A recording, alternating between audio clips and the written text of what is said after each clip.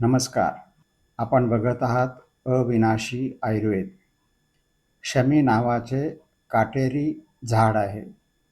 आयुर्वेदाने त्याचे उपयोग सांगितलेले आहेत.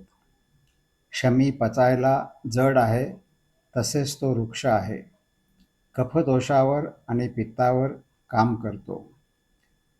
शमीच्या सालीचा उपयोग विंचू दंशावर करतात. अर्श म्हणजे मूळव्याध रोगावरही त्याचा उपयोग होतो. याशिवाय वृश्चिक दंशाचा नाशासाठी या शमीचा उपयोग केला जातो. कृमींचा नाश करण्यासाठीही याचा उपयोग होतो. त्वचा रोगावरही याचे चांगले वर्णन केलेले आहे. याची विशेष बाब म्हणजे याचे फळ केशनाशक म्हणून वर्णन केलेले आहे. हा औषधात फारसा वापरला जात नाही. आपण चर्चेसाठी हा विषय घेतला कारण हा वृक्ष धनिष्ठा नक्षत्राचा आराध्य वृक्ष आहे.